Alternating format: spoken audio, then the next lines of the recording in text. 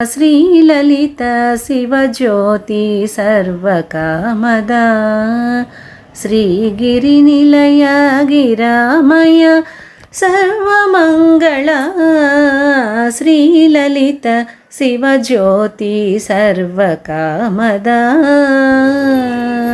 శ్రీ గురుభ్యో నమః. శ్రీమాత్రే నమః. భగవద్భక్తులందరికీ నమస్కారం. ఈరోజు మనము శ్రీ లలితా సహస్రనామ స్తోత్రంలోని 16వ అధ్యాయంలోని 144వ శ్లోకాన్ని పారాయణ చేసుకొని విశేషార్థాలు తెలుసుకుందాం.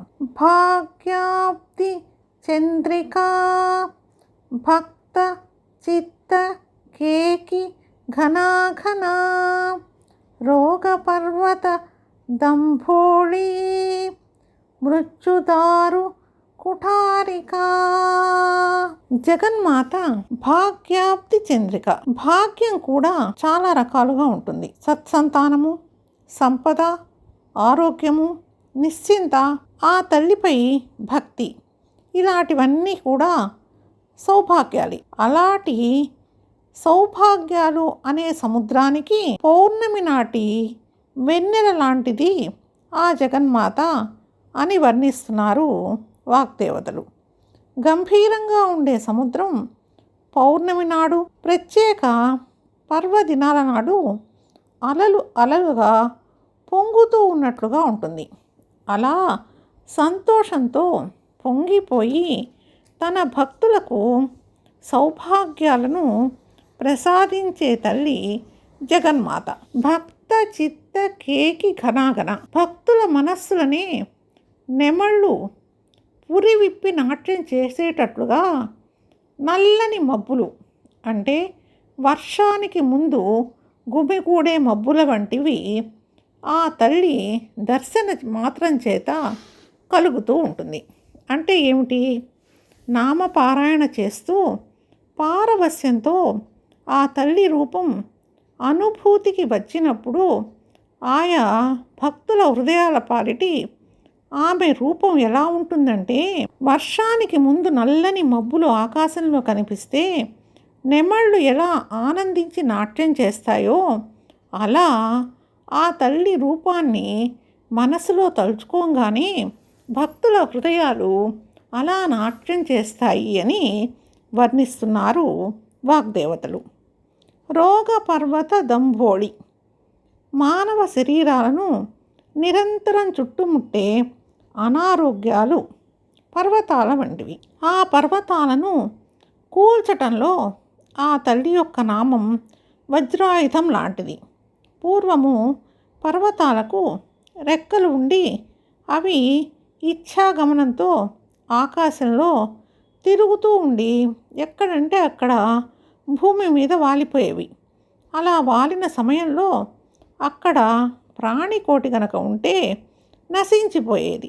అలా హింస పడి పడి భయపడిన మానవులు, మిగతా ప్రాణులు ఇంద్రునితో మొరపెట్టుకోగా ఇంద్రుడు తన వజ్రాయుధంతో ఆ పర్వతాల యొక్క రెక్కలు ఖండించి భూమి మీద జనులకు స్వస్థత చేకూర్చాట. అలాగే అమ్మవారి నామము, నామ పారాయణము రోగాలనే పర్వతాలకు వజ్రాయుధం వంటిది. మృత్యుదారు కుఠారిక. మృత్యువు అనే కట్టెలను నరకటంలో అమ్మవారి నామం గొడ్డలి వంటిది. ఇంతకుముందు కూడా మనం ఒకసారి చెప్పుకున్నాము, మృత్యువు లేకపోవడము అంటే అసలు లేకపోవడమని కాదు, మృత్యు అంటే భయం లేకపోవడము అని. అమ్మవారి నామం చేస్తూ ఉంటే భక్తులకు మృత్యు అంటే భయం ఉండదు. ఇలా ఈరోజు మనము 144వ శ్లోకాన్ని పారాయణ చేసుకొని విశేషార్థాలు తెలుసుకున్నాం కదా. రేపు 145వ శ్లోకాన్ని పారాయణ చేసుకొని విశేషార్థాలు తెలుసుకుందాం. అంతవరకు కూడా అమ్మవారి నామ జపాన్ని చాలా శ్రద్ధాభక్తులతో చేసుకుందాం. శ్రీ గురుభ్యో నమః. శ్రీమాత్రే నమః. జగముల చిరునగవుల పరిపాలించే జననీ అనయము మము కనికరమున కాపాడే జననీ మనసే నీవశమై స్మరణమే జీవనమై మనసే నీవశమై స్మరణమే జీవనమై మాయని వరమీయవే పరమేశ్వరి మంగళనాయకి శివజ్యోతి సర్వకామదా అందరికన్నా చక్కని తల్లికి సూర్యహారతి అందాలేలే చల్లని తల్లికి చంద్రహారతి రవ్వల తళుకుల కనక జ్యోతుల కర్పూర హారతి సకల నిగమ వినుత చరణ శాశ్వత మంగళహారతి శ్రీలలిత శివజ్యోతి సర్వకామదా శ్రీగిరి నిలయ గిరామయ సర్వమంగళ శ్రీలలిత శివజ్యోతి సర్వకామదా